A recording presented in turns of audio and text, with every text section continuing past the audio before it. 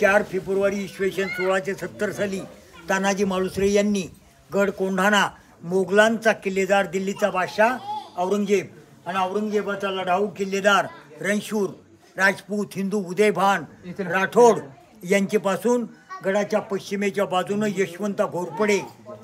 यशवंता घोरपडे बंधूपासून 600 फूट खोल दरीतून द्रोणागिरीचा कडा चढून छापा घालून आणि उदयभानास ठार मारून या ठिकाणी प्राणार्पण केले गेले. म्हणून त्यांच्या अद्भुत पराक्रमाची स्मारकशिला म्हणून या महाराष्ट्राच्या इतिहासात नोंद झाली. आणि राजाने या ठिकाणी दुःख व्यक्त करून दोन्ही वीरांना विराजमान केलं. बाल्य किल्ल्याला शत्रूचं निशाण खाली झालं. शेवटच्या लढाईच्या तानाजी मालुसऱ्यांवरती तलवारीचा वार झाला आणि तो वार ढालीवरती उचलला आणि दुर्दैवानं तानाजी मालुसऱ्यांच्या हातातील ढाल तुटली. मग शेला किती टिकणार होता. अरे कमरेच्या काढून शेल्यावर घेतो वाराला, इंच धकमा अंगाला, रक्तानं वीरण हालेला. आणि लढता तानाजीरावांनी हा स्वराज्याचा शेवटचा श्वास सोडला आणि स्वराज्याला सोडून गेले. तानाजी मालुसऱ्यांच्या रक्तानं गड पवित्र झाला आणि राजांना बातमी लागली. राजगडाला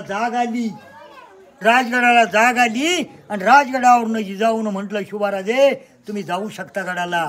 माझा लाडका कोंढाणा सर झाला. गडातला गड गेला. महाराज राजगडावरनं सह्याद्रीचं हृदय सोडलं. कृष्णा घोडीला खुगीर घालून गावाचं नाव कुचगाव केलं.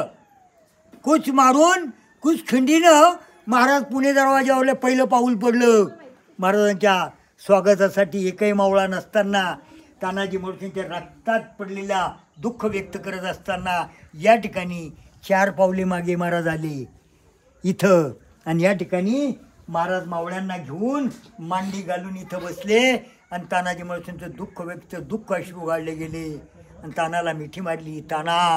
ताना स्वराज्याला सोडून माझा गड आला पण, अरे मावळ्यांनो राजे म्हणाले गेले, गड आला पण शिव गेला, गड आला पण शिव गेला.